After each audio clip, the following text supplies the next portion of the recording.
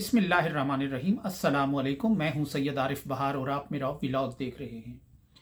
नाज़रीन, अमेरिका के साबिक सदर जिमी कार्टर चंद रोज़ कबल इंतकाल कर गए। जिमी कार्टर के प्रोफाइल में जो सबसे अहम बात है वो कैंप डेविड समझौता है। 1978 में मिस्र और इसराइल के दरमियान होने वाला ये मुआहदा मशरिक़ वस्ता की जो सियासत है, कशीदगी भरी, मुखासमत भरी, उसके लिए एक अहम तरीन मोड़ साबित हुआ। इस एक मुआहदे ने फिर और कई मुआहदात की राहें खोल दी और हर मुआहदा फ़लस्तीनियों को अपनी मंजिल से दूर करता चला गया। ये वो ज़माना था कि जब मिस्र फ़लस्तीन की तहरीक का सबसे बड़ा स्टेक होल्डर था, सबसे बड़ा मुआविन, सबसे बड़ा सरपरस्त और हामी था।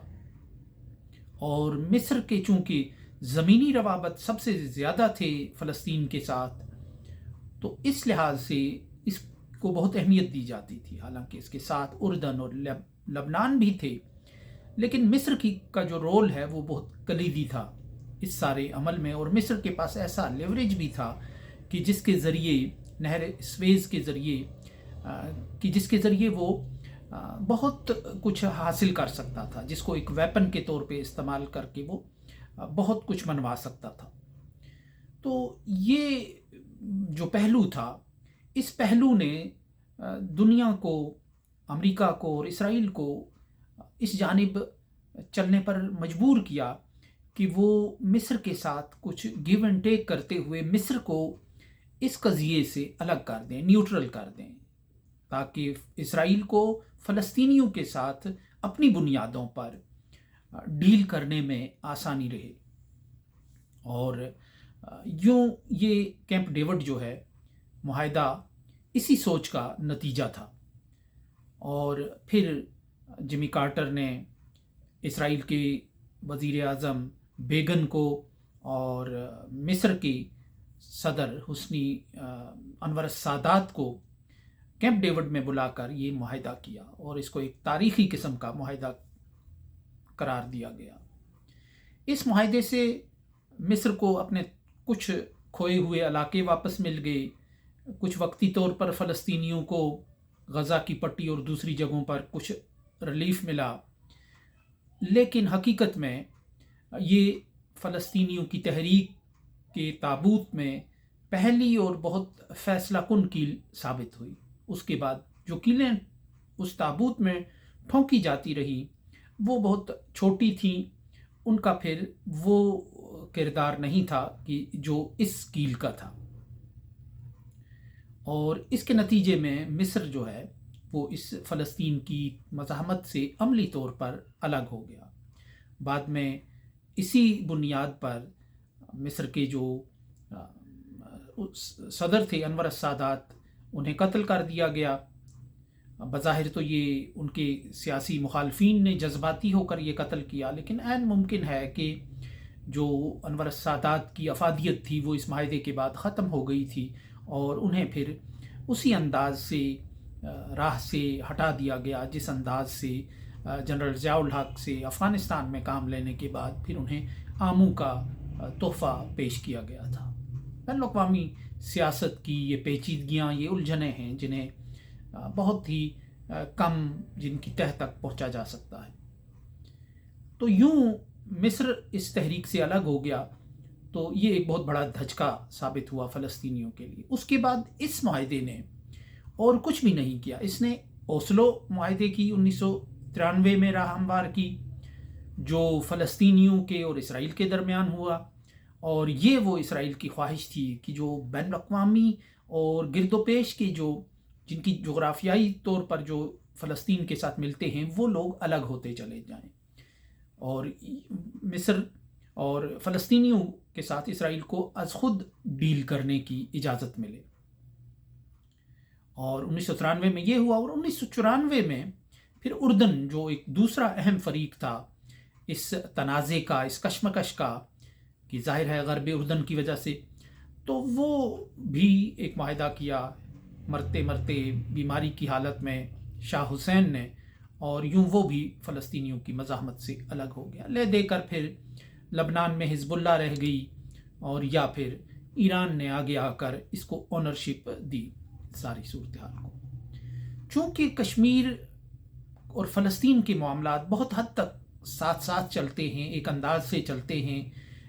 ظہور بھی دونوں مسائل کا ساتھ ساتھ ہوا ہے، اس لحاظ سے جو انٹرنیشنل اسٹیبلشمنٹ ہے اس کی مشرق وسطیٰ کے حوالے سے اور جنوبی ایشیا کے حوالے سے ایک ہی سوچ دیکھنے کو ملتی ہے اگر اس کا گہرائی سے تجزیہ کیا جائے، اور دونوں جگہوں پر ایک ہی پالیسی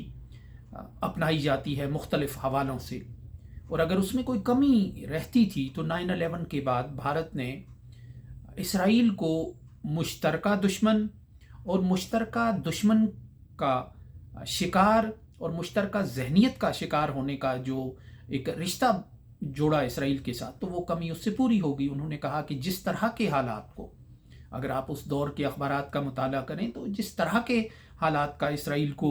سامنا ہے، جس ذہنیت کا، جس شدت پسندی کا، جس بنیاد پرستی کا، بالکل بھارت اسی ذہنیت اور اسی بنیاد پرستی کا شکار ہے کشمیر کے حوالے سے۔ تو یوں ایک ایسا کیمپ ڈیوڈ طرز کا ایک بلو پرنٹ ہمیشہ سے پاکستان کے لیے، جنوبی ایشیا کے لیے موجود رہا ہے ٹیبل پر، اور اس میں سوائے اس کے کہ پاکستان اس تحریک سے کشمیریوں سے ڈسٹینس کر لے، بالکل اسی طرح مصر کی طرح گیو اینڈ ٹیک کر لے اپنے معاملات تجارت کی بنیاد پر، باقی چیزوں پر کی بنیاد پر وہ اپنے معاملات حل کرے، لیکن اس تحریک سے، وہ اس موومنٹ سے، کشمیریوں کے جذبات سے، کشمیریوں کے احساسات سے الگ ہو جائے، یہ ہمیشہ سے ایک مطالبہ رہا ہے۔ پرویز مشرف کے دور میں چونکہ وہ اس راہ پر آگے بڑھ رہے تھے، تو ایک وقت ایسا آیا کہ جب انہوں نے غالباً CNN کو یا بھارت کے کسی چینل کو انٹرویو دیتے ہوئے یہ کہا تھا کہ اگر بھارت کچھ بنیادوں پر کشمیر کے معاملات طے کرنے پر آمادہ ہو جائے تو پاکستان سری نگر سے اپنے دعوے سے دستبردار ہو سکتا ہے، اور سری نگر پر اپنے دعوے سے دستبرداری کا سوائے اس کے اور کوئی مطلب نہیں تھا۔ مطلب اگر پاکستان دعویٰ بھی کرتا رہے عملی طور پر تو 77 برس کا عرصہ گزر گیا، اس سے کچھ نہیں ہوا، لیکن جو قانونی اس کا پہلو ہے، جو اقوام متحدہ میں یہ سارا معاملہ اس وقت موجود ہے، تو اس کی یہی بنیادیں ہیں۔ عملاً پاکستان کچھ کرے یا نہ کرے، خرابی پیدا کرے، اچھائی پیدا کرے، مصلحت کوشی کا اختیار کرے، لیکن قانون ہے، اور جو ضابطے ہیں وہ ضوابط ہیں بین الاقوامی طور پہ، تو وہاں اس چیز کی بڑی اہمیت ہے۔ تو یہ جب اس طرح کی باتیں ہونے لگیں تو پھر یہی نتیجہ اخذ کیا جا رہا تھا کہ وہ جو کیمپ ڈیوڈ طرز کا معاہدہ یہاں کروانا ہے، اس پر پاکستان نے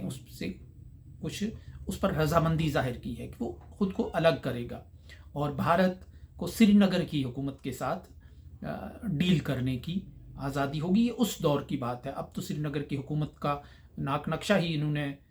تباہ کر دیا، بگاڑ کے رکھ دیا۔ اس وقت بہرحال وہ ایک متنازع علاقے کی ایک جیسی تیسی ایک اتھارٹی کے طور پر موجود تھی، یعنی جیسے اوسلو معاہدے میں پھر رام اللہ کی جو حکومت تھی، یعنی یاسر عرفات جس اتھارٹی کے سربراہ بنے، تو وہی سٹیٹس کشمیر کی حکومت کا ہو اور بھارت اس کے ساتھ معاملات طے کرے۔ تو یہ ایک ایسا منصوبہ تھا، اور یوں لگتا ہے کہ جو جنرل قمر جاوید باجوہ کا دور تھا، جو انہوں نے امریکہ کے ساتھ عہد و پیماں کیے، ان کے بارے میں وقتاً فوقتاً بہت سی چیزیں سامنے آ رہی ہیں۔ ایک تو حامد میر صاحب کی اور نسیم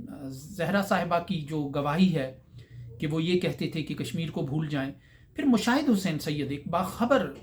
تجزیہ نگار ہیں اور ایک باخبر شخصیت ہیں پاکستان کی، انہوں نے ایک بار پھر یہ بات کہی ہے کہ جو پچھلی انتظامیہ تھی یا جو حکومت تھی یا جو قمر جاوید باجوہ صاحب تھے، انہوں نے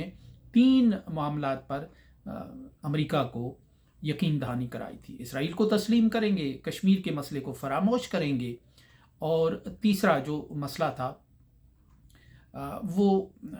لیکن بہرحال یہ 2 اہم مسائل انہوں نے بیان کیے تھے۔ یہ ایسے مسائل تھے کہ جن کی یقین دہانی کروائی گئی تھی، اور اس کا مطلب یہ ہے کہ کشمیر کے مسئلے کو جو حل کرنے کی انہوں نے بات کی تھی وہ یہی تھی کہ وہ رفتہ رفتہ پیچھے ہٹیں گے اس سارے معاملے سے. اب یہ مشاہد حسین سید صاحب سے یہ پوچھا جا سکتا ہے اس کی تفصیلات، لیکن بہرحال یہ وہی خد و خال، وہی جو فیچرز بن رہے ہیں اس ساری بات کے، کہ کیمپ ڈیوڈ طرز کا ہی، کہ کیونکہ بھارت بھی یہ سمجھتا ہے کہ اگر پاکستان اس معاملے سے الگ ہو جائے، بیرونی جہت، علاقائی جہت اس کی اگر ختم ہو جائے، تو پاکستان اگر پیچھے ہٹے گا تو پھر چین کے پاس بھی شاید کوئی جواز نہ رہے کہ وہ مدعی سست اور گواہ چست کے طور پر آگے رہے. اور پاکستان جب پیچھے ہٹے گا تو کشمیری ہمیشہ جو ان کی ایک روش ہے پاکستان کی طرف دیکھنے کی، شاید وہ بھی اب اپنی بنیادوں پر معاملات طے کریں گے. تو یہ وہی سوچ ہے کہ جو فلسطین کے حوالے سے بھی تھی. تو بیرونی لیئرز کو کم کرنا، محدود کرنا، ختم کرنا یہاں بھی مقصود تھا. تو اس ایسے میں پھر یہ بات بہت اہمیت کی حامل تھی کہ پاکستان اس معاملے سے الگ ہو جائے. اور یہی وہ بات تھی کہ جب 5 اگست 2019 ہوا تو پاکستان کی طرف سے، قمر جاوید باجوہ کی طرف سے کوئی اس پہ احتجاج نہیں کیا گیا، کوئی اس پہ سخت موقف اختیار نہیں کیا گیا، بلکہ سخت موقف اگر اختیار کرنے کی کوشش کی عمران خان نے تو اس پر بھی ناراضگی کا اظہار کیا گیا. ظاہر ہے کہ اس کی عہد و پیما خلیجی ریاستوں سے ہوتے ہوئے بہت دور تک کیے جا چکے تھے. اب یہ جو صورتحال ہے، حال ہی میں جو نذیر گیلانی صاحب ہیں جموں و کشمیر کونسل برائے انسانی حقوق، ان کا ایک مختصر سا انٹرویو میں نے کیا، تو اس میں بھی انہوں نے بھی یہ بات زور دے کر کہی کہ اگر پاکستان اس مسئلے کا فریق رہنا چاہتا ہے، یعنی اب وہ شک کا اظہار کر رہے تھے ایک باخبر کشمیری لیڈر، کہ اگر پاکستان اس مسئلے کا فریق رہنا چاہتا ہے تو ٹھیک ہے، ورنہ کئی اور فریق سامنے آئیں گے. جیسے کہ فلسطین کا مسئلہ کسی نے نہیں اٹھایا لیکن ساؤتھ افریقہ سے ان کو مدد ملی، اور ساؤتھ افریقہ نے اٹھایا، کسی مسلمان ملک کو یہ ہمت نہیں ہو سکی. اور اگر پاکستان اس کا فریق رہنا چاہتا ہے تو ٹھیک ہے، اگر نہیں رہنا چاہتا تو اس کو اعلان کر دینا چاہیے. تو یہاں جو ہے ایک کھچڑی پکی ہوئی جو ہے وہ محسوس ہو رہی ہے کہ کہیں پکانے کی کوشش کی گئی تھی اور اب وہ کہاں ہے، اس کی کیا کیفیت ہے، وہ کس حد تک کھانے کے قابل ہے، وہ کس حد تک تیار ہے، یہ ایک الگ بات ہے. لیکن بہرحال یہاں ایک اندازہ ہو رہا ہے کہ جو پچھلے دور میں پاکستان کو بری طرح اس معاملے میں پھنسایا گیا ہے، کچھ وعدے وعید ہوئے ہیں، کچھ عہد و پیما ہوئے ہیں، اور جن میں سب سے اہم یہی ہے کیونکہ پاکستان اس کے بعد سے وہ رد عمل ظاہر نہیں کر رہا کہ جو رد عمل اس کو بہت سے واقعات پر کرنا چاہیے.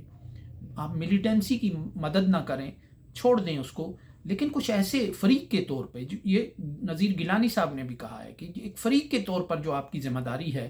آپ وہ بھی پوری نہیں کر رہے، اور اگر آپ پوری نہیں کر رہے تو پھر آپ کو کھل کر بتانا چاہیے کہ اب آپ کی کیا مجبوری ہے، آپ نے کیا وعدہ کیا ہے، کیا گارنٹی دی ہے